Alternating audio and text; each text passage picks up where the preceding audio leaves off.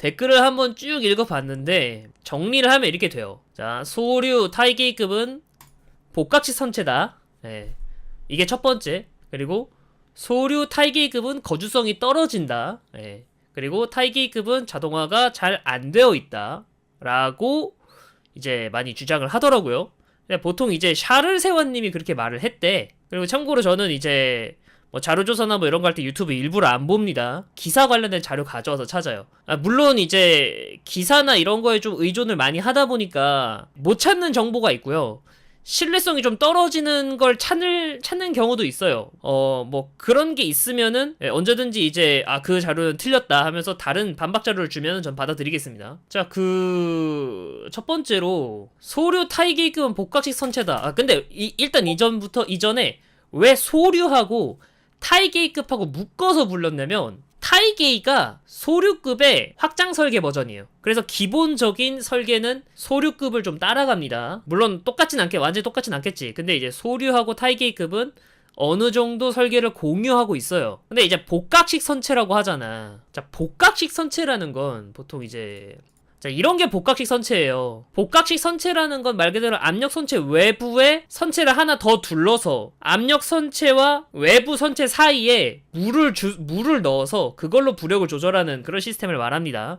이중포장. 이중포장 맞긴 해. 이중포장이 맞긴 해요. 이게 단일 선체하고 여기 이중 선체입니다. 보통 이제 우리가 알고 있는 소류급 같은 경우에는 보통 요렇게 돼 있죠. 자, 여기가 이제 밸런스 탱크예요. 여기에 물을 주입해서 부력을 조절하는 거죠. 이거 가지고 복각 선체라고 하는 거야. 왜? 어쨌든 외부 선체와 압력 선체 사이에 물이 들어가잖음. 개소리고요. 이거에 관련해서 이제 논문이 하나 있는데, 자, 잠수함 공기부려 추진 체계에 대한 연구, 현재 운영 중인 잠수함을 중심으로라는 논문이 있습니다. 여러분들도 언제든지 볼 수 있는 그런 이제 대중에 공개되어 있는 논문이고요. 논문 내용도 전문적인 막 수치가 막 적혀 있는 거 빼고는 그렇게 어렵지 않아요. 여기도 보면은 자, 종류. 자, PEMFC 이거는 연료 전지를 말하고요. 요거는 폐쇄형 회로 AIP.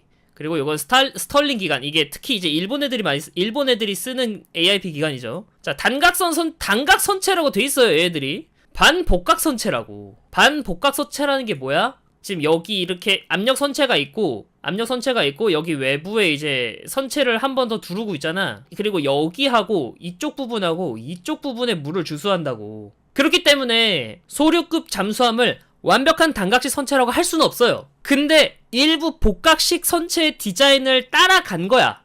왜냐면 복각식 선체에도 장점이 조금 있기 때문에 복각식 선체의 장점과 단각식 선체의 장점을 어느 정도 짬뽕하고 싶어서 좀 복각식 선체의 스타일을 조금 따른 것 뿐이지, 소류급이나 그 타이게이급 잠수함은 단언컨대 복각식 선체라고 할 수가 없습니다. 그거는 실제로 반복각 선체라고 정리해서 적혀 있어요. 이거 우리나라 자료예요, 참고로. 이게 제일 멍청한 건 일단 이건 끝났어. 반복각 선체다 라고 하는 게 맞습니다. 복각식 선체이기 때문에 거주성이 떨어진다. 이거 완전 거짓말인 거죠, 그러면. 자, 그러면은 그 다음이에요. 자, 소류하고 타이게이급은 거주성이 떨어진다라고 말해. 보통 이제 여기서 거주성이 떨어진다라는 게 도산 안창호급보다 거주성이 떨어진다, 약간 요렇게 말을 하거든요. 근데 이거에 대해서는 정확하게 팩트가 없어요. 왜냐면 일단 첫 번째로 거주성 관련해서 뭐 직접 들어가 봤어야지. 아니면 승무원이 인터뷰나 뭐 그런 게 필요한데 아예 언급이 없어요. 근데 이제 간접적으로 유추는 가능해요. 언론에 공개된 사진이나 이런 걸로 판단을 할 수가 있죠. 도산 안창호급 먼저 볼게요. 자, 아래쪽으로 내려가면 벽실 계단과 복도로 이어집니다. 실에는 승조원 대충 이 정도입니다. 이거 이제 이게 여기가 어디야? 여기 둥근 부분이네. 잠깐만요. 이게 이제 도산 안창호급의 개념도거든요. 자, CIC 아래에 이제 ACC 거주구역 있죠. 네, 여기 약간 둥글지. 추측상 여기보다는 여기라고 하는 게 맞겠지? 이쪽이라고 보는 게 맞겠지? 여기가 이제 부사관실일 거예요, 아마. 제가 알기론 부사관실일 텐데 부사관이 한 이 정도 쓴다. 이 들어당 침대 한 50명가량 근무에 이렇게 거주구역이 뭐 이렇게 쓴다. 대충 뭐 이 정도입니다. 예, 이 정도예요.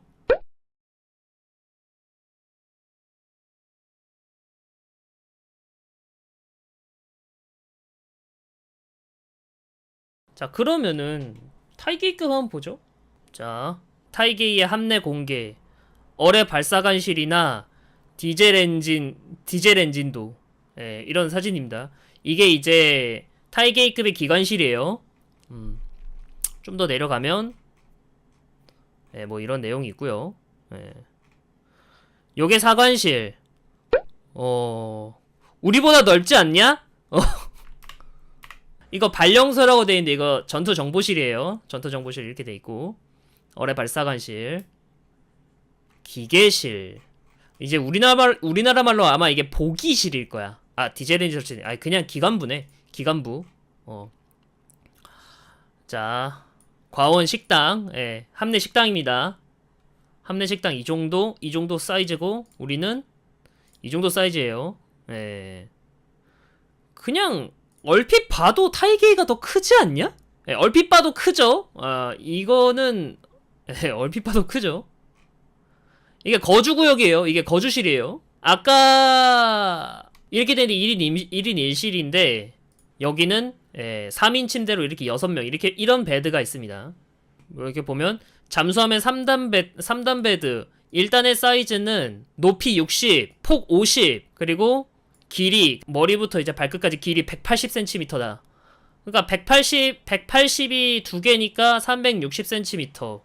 그리고 여기 보면은 스테인리스제 세면대는 벽측에 수납할 수 있도록 되어 있다. 오케이. 여긴 샤워실. 여긴 화장실입니다. 그러니까 아무리 봐도 거주성이 좋아 보이지 않아? 아, 물론 사진으로만 보기 때문에 정확하진 않아요. 사진으로만 봐선 정확하진 않아. 근데 그냥 얼핏 봐도 안창호급보다 타이게이의 거주성이 더 좋아 보이지 않아? 소류급도 한번 볼게요. 맞아. 이거는 이제 아키시오라고 대충 이제 2500톤급 되는 잠수함의 실내 구역입니다. 사실 나는 그러니까 아까 말했잖아. 이제 이게 2500톤 정도 되는 잠수함의 거주 공간이에요. 참고로 아키시오는 5000명 말이 잘못해 5000명이래. 참고로 아키시오는 승무원이 50명 정도 있었던 잠수함이에요. 예. 근데 이 정도거든? 근데 이 정도면 이거랑 비슷하지 않냐? 이게 2500톤이야. 여기 보면은 근데 이제 뭐라고 적혀있냐면 그렇다고 해도 최신 소류급이 해자대 잠수함 가운데에서 가장 거주구역이 넓은 건 아니다. 실제로는 이전 타입인 오야시오급이 더 넓다. 소류급이 함체 사이즈가 더 큰데도 말이다. 승조원 수는 그 최소화로 적어졌지만 함체 사이즈도 커지고 승조원 수도 줄였는데도 불구하고 이전 함급인 오야시오급보다 승무원 거주 공간이 적대. 소류급은 자, 오야시오급 잠수함 얘가 이제 수상 2700, 수중 4000톤입니다. 소류는 2900, 4200. 조금 더 커요. 조금 더 커. 조금 더 큰데 이거보다 소류급보다 오야시오급이 더 거주구역이 넓고 거주성이 좋대. 왜 좋아? 그건 동력이 오야시오급은 디젤 엔진과 축전지 뿐이지만 소류급은 디젤 엔진과 납축전지 그리고 AIP까지 적재했기 때문이다 라고 되어 있습니다. 이런 AIP 때문에 승조원 거주 구역에 영향이 갔다. 전 타입인 오야시오급 잠수함이 소류급보다 더 거주성이 넓은 거주성이 더 좋은 역전현상이 일어났다 라고 적혀 있어요. 왜? AIP 때문에. 실제로 AIP 시스템은 엔진을 2개 넣는 거랑 같아요. 잠수함이 안 그래도 작은데 그 작은 곳에 AIP 시스템을 넣는다는 거는 엔진을 2개 넣는 것과 같아요. 당장 보면 알 수가 있는데 디젤 기관 있고 그리고 그 배터리 있고 그리고 여기에 산소 탱크 있고 산소 탱크 여기 그리고 수소 저장 합금 이렇게 있습니다. 설계를 볼 때마다. 그러면 생각을 해봐요. 만약에 여기서 산소 탱크하고 수소 저장 합금 이 부분 이 부피만 없으면 여기를 다른 구역으로 쓰면서 좀 더 이제 거주 구역을 넓힐 수도 있었겠지. 그렇기 때문에 같은 배수량일 때 AIP 시스템이 들어갔다면 승무원 거주 구역은 줄어들 수밖에 없어요. 근데 이제 봐봐. 자, 타이기급 잠수함 같은 경우에는 4,300톤이지. 도산 안창호급의 경우 3,700톤이라 돼 있는데 이거 추측입니다. 예, 수상 배수량만 나와 있는데 수준 그냥 추측이에요, 이거. 어쨌든 간에 타이게이급 잠수함이 도산 안창호급보다 조금 더 커요. 그렇게 많이 큰 건 아니고 조금 더 커. 근데 AIP 시스템이 달려 있잖아. 무려 이제 연료전지가 4스택이나 장비가 돼 있어요. 이렇게 되면은 당연히 기관 부피가 커지니까 그만큼 거주성이 떨어지지. 당연한 거 아니야. 또 몇 개 볼까? 또 이것도 소류급 아마 거주성 사진인데, 예, 이것도 소류급 내부예요. 3단 배트 아까 있었지?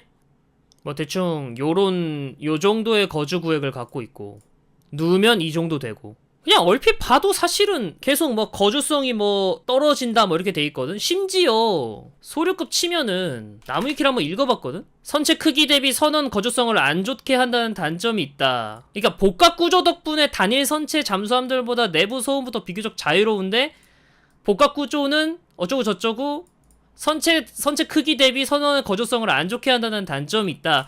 라고 적혀 있는데 아까 이제 자료를 찾아본 거는 여기서는 AIP 시스템 때문에 이전 한 급인 오야시오급보다 소류급 잠수함의 거주성이 떨어진다라고 지금 얘기를 해요. 그리고 요게 맞아. 소류는 이중 선체가 아니야. 이거 내가 봤을 때 내 영상 댓글에서 이런 의혹을 가지는 사람들은 나무위키 읽고 지금 나한테 얘기를 하는 거야. 그러니까 나무위키를 한번 정독을 했다. 나는 나무위키를 읽고 온 사람이다. 네, 답답합니다. 물론 저도 이제 나무위키는 좀 많이 찾아보는 편이에요. 빠르게 흡수해야 될 때. 그럴 때 나무위키를 읽고요. 더 자세한 건 당연히 더 찾아보지. 교차 검증을 최대한 하긴 하는데 교차 검증 맨날 틀립니다. 그 부분에 대해서는 여러분들이 그거는 틀렸다. 그 근거는 이렇게 된다 이렇게 저한테 알려주시면 저는 그거 받아들이겠습니다. 뭐 여튼 간에 소류급과 타이게이급은 거주성이 떨어진다.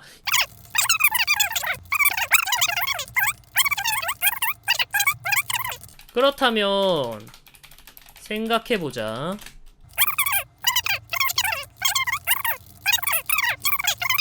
구조적 한계가 있다 라고 보는 게 논리적이지 않을까요? 게다가 자, 무장실의 부피도 커. 기관실의 부피도 커. 근데 배수량은 또이또이해. 물론 타이게이급이 조금 더 크지만. 그러면 당연히 거주성이 악화되겠지. 같은 부피 내에 기관부의 부피가 더 크고 무장실의 부피가 더 크면 그만큼 희생되는 건 다른 부분이겠지. 대표적으로 가장 희생되는 부분이 거주성이고. 이게 추측이에요. 이건 추측인데 그래서 승무원을 50명으로 제한한 게 아닐까? 라는 내피셜입니다. 여기서는 추측을 계속 말할게요. 원래는 일본처럼, 그러니까 해자대처럼 잠수함을 운영하는 게 맞아. 한 3,000톤 이상이 돼. 그러면 승무원 인원이 70명 정도 돼야 되는 게 맞아. 근데 앞서 말했듯이 도산 안창호급은 태생적인 한계 때문에 거주성을 크게 뽑을 수가 없어. 그래서 50명으로 제한한 게 아닐까? 50명이라도 일단은 운영은 돼요. 일본은 실제로 삼직제를 돌려요. 8시간 근무를 서요.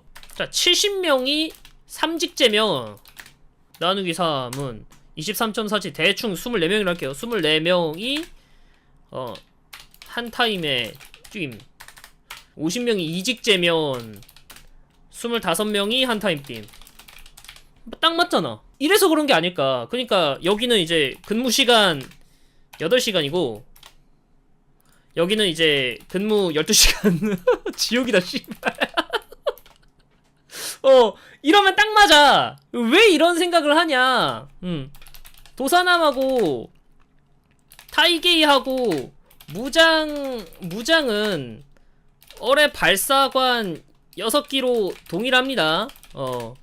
VLS는 예외로 치고 그러면은 하는 일이 비슷할 거란 말이야. 배수량도 비슷하기 때문에. 솔직히 말해서 도산함이 좀 더 불리하지. 왜냐면 VLS가 있기 때문에. 이 VLS도 무장이기 때문에 관리해줘야 된단 말이야. 내가 좀 찾아보고 이제 개인적으로 생각을 해봤는데 타이게이급보다 도산함의 내부 근무 시간이 좀 더 타이트하다고 생각을 해요. 그 근거는 아까 위에서부터 말했습니다. 자, 타이게이급은 자동화가 잘 안 돼 있다. 뭐 이런 말 하거든요. 난 이거는 이해가 잘 안 가는데, 자동화가 안 돼 있다? 일단은, 볼게요. 일단, 자동화 관련돼서는 전투체계 얘기입니다. 전투체계. 전투체계가 선진화가 되어 있으면 되어 있을수록 인원이 최소화가 되고, 효율적으로 이제 근무를 설 수가 있어요. 자, 하나 네이버 실드를 보면, 함정 전투체계. 자, 여기 나와 있어요. 보면은, 베이스라인 2에 KSS3가 들어가 있어요. 2017년. 그리고 베이스라인 3부터 KSS3 배치 3가 들어가 있네. 배치 2까지는 베이스라인 2입니다. 베이스라인 2.0입니다. 자, 그러면은 베이스라인 2.0이 어떤 특성을 갖고 있는지 보면 되겠지. 2008년부터 최신 오픈 아키텍처, 그리고 국제 군사 표준 ICT, COTS, MOTS 기술을 적용하고 있습니다. 그리고 2017년부터 고성능 컴퓨터 및 가상기술 기반의 하드웨어 소프트웨어 유지 보수성이 강화된 모듈형 소프트웨어 아키텍처를 적용하고 있습니다. 자, 그럼 베이스라인 3.0부터 이제 우리는 자동화가 잘 돼 있다라고 평가를 할 수 있을 거 아니야. 오픈 아키텍처까지, 이게 오픈 아키텍처가 무슨 뜻이냐면 스마트폰처럼 이제 전투 임무 컴퓨터가 있는데, 진짜 설명 더럽게 못하네. 자, 소류급 잠수함의 경우 전투 시스템으로 들어가는 전투체계는 JYQ1 전투체계입니다. 군함에서 전투체계는 스마트폰의 안드로이드 같은 OS로 무장이 아무리 좋아도 전투체계가 뒤떨어지면 제대로 위력을 발휘할 수가 없어요. 위키백과를 보면 설명이 좀 복잡하긴 한데, 발령소에는 전술 상황 표시 장치가 설치되어 있어 센서 정보뿐만 아니라 해도 등의 항해 정보나 C2T를 통해서 얻을 수 있는 비실시간 함해 정보 등 모든 정보를 표시하여 함장의 의사결정을 지원한다. 이 부분을 보면 돼요. 이게 무슨 뜻이냐면, 잠수함에서 종합한 데이터를 바탕으로 컴퓨터가 전술 표시 장치가 있어요. 거기에 정보를 모두 쏴준다는 의미입니다. 이런 식으로 말이에요. 잠만경을 콘솔로 이렇게 보고 있는데, 그거를 이렇게 대형 디스플레이를 통해서 모두가 실시간으로 공유할 수 있다. 이런 시스템입니다. 이거는 지금 미국 잠수함인 거고요. 일본도 요거를 따라하는 전투체계를 만든 겁니다. 그리고 그게 타이게이급에서부터 시작된 게 아니라 소류급에도 이미 장비가 되어 있었다는 소리예요. 소류급에서 이 정도인데, 소류급에서 발전한 타이게이급 잠수함은 우리 전투체계랑 동일하거나 그 이상이다 라고 추측할 수 있습니다. 일본 측 카더라 정보에 의하면 밸러스트 탱크의 주수나 배수도 에어컨 온도 조절하듯이 전투 정보실에 콘솔에서 조절할 수 있다고 해요. 우리는 그럼 그런 게 없냐? 있습니다. 우리도 보면은 베이스라인 3부터는 통합 마스터 가상화 아키텍처 그리고 TSC 기술이 적용돼서 가능할 거예요. 그리고 이게 2017년에 개발이 됐어요. 근데 문제는 지금 KSS3 그리고 KSS3 배치 2까지는 베이스라인 2.0을 쓸 거라고 합니다. 3.0은 지금 충남함에 지금 장비되어 있어요. 아직까지는 전투체계에서도 일본 해저대보다 조금 떨어진다라고 평가할 수 있어요. 그렇기 때문에 자동화와 관련해서도 도산 안창호급이 타이게이급보다 떨어지거나 적어도 같은 수준의 능력을 보인다 정도 말할 수 있을 것 같습니다. 그러면 이제 자동화가 잘 안 되어 있다. 이거는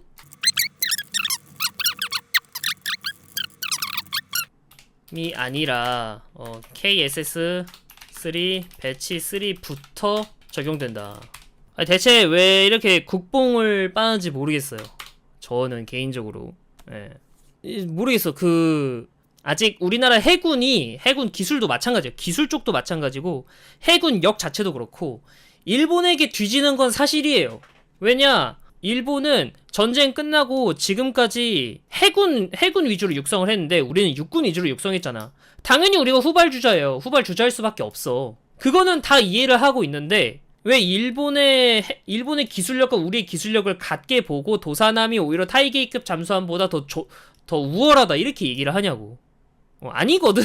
정확히 말하면 타이게이급하고 도사남은 서로 비교를 할 수가 없어. 다른 잠수함이야 애초에 만든 목적이 다른 잠수함이야. 전차하고 자주포가 궤도만 무한궤도가 있다고 해서 같은 탱크가 아니잖아. 마찬가지로 타이게이급 잠수함은 타이게이급 잠수함만의 임무가 있고요. 도사남은 도사남만의 임무가 있어요. 좀 더 타격을 강조하고 거기에 대한 임무를 하기 위해서 만들어진 게 도사남이고, 타이게이급 같은 경우에는 영상에서도 말했듯이 대잠전, 적 잠수함이 어디 있는지 찾아내는 거, 그리고 정보전. 근데 타이게이급은 그런 정보전에 특화돼 있다고요. 그래서 이제 정숙성을 그 어떤 잠수함보다 신경을 쓰고 거주성 면에서도 최대한 배려를 하고, 근데 이제 추후에 개량 가능성까지 따지면 도사남이 조금 더 전 좋다고 생각해요.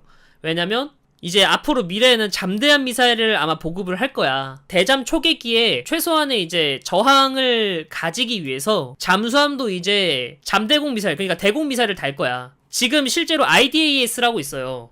잠대공 미사일이라고 실제로 있어요. 뭐 요런 개념이거든요. 요런 개념인데, 지금은 이제 어뢰 발사관에서 발사를 한다는 개념인데, 이렇게 발사하는 것보다 차라리 수직 발사기를 설치해서 발사를 하는 게 훨씬 더 효율적이지. 여튼 그래서 이제 좀 정리를 할게요. 자, 소류 타이게이급은 복각식 선체이다. 아닙니다. 제발 부탁인데 아니에요. 굳이 따지면은 반복각 선체예요. 이렇게 말할 수 있어요. 어쨌든 반복각 선체도 복각식이잖음. 네, 이렇게 말하면 정말 할 말이 없습니다. 네. 소류하고 타이게이급은 거주성이 떨어진다. 이거는 정확히 말하면 도산 안창호급에 비해서 떨어진다는 소리가 아닙니다. 네. 소류급이 오야시오급 잠수함에 비해서 거주성이 떨어진다라는 의미이고요. 그 이유는 오야시오급 잠수함에는 없는 AIP 시스템이 들어가서 그만큼 기관실 부피를 차지하기 때문에 거주 구역이 좁아질 수밖에 없었기 때문입니다.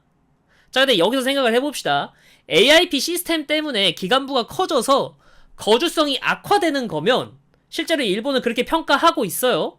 그러면 도산 안창호급은 AIP 시스템이 들어가 있기 때문에 태생적으로 타이게이급보다 거주성이 떨어질 수밖에 없는 구조적 한계가 있습니다. 같은 무장 구성일 때도 그런데, AIP 시스템이 들어가도 그런데, 도사남은 VLS가 있어. 그러면 무장실 부피도 큽니다. 타이게이보다.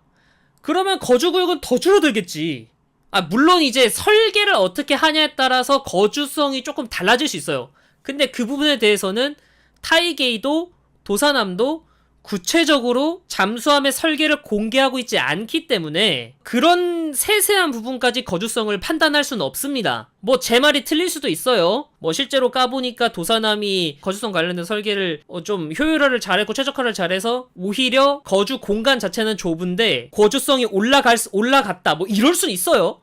이럴 수 있는데 제가 봤을 때 그럴 확률은 많이 떨어지고요. 그래서 이제 태생적으로 도사남이 타이게이급보다 거주성이 떨어질 수밖에 없기 때문에 승무원을 50명으로 제한한 게 아닐까라고 생각합니다. 지금까지 나온 상황이나 뭐 이런 걸 봤을 때 아무리 생각해도 타이게이급 잠수함이 거주성이 더 좋아요. 지금까지 나온 공개된 내용으로만 봐도. 자, 그리고 타이게이급은 자동화가 잘 안 돼 있다라고 하는데 오히려 도사남이 타이게이급보다 떨어질 수도 있습니다. 왜냐면 베이스라인 3.0이 지금 타이게이급과 비슷한 전투체계인데 그거는 도사남이 아니라 KSS3 배치 3부터 적용되기 때문이죠.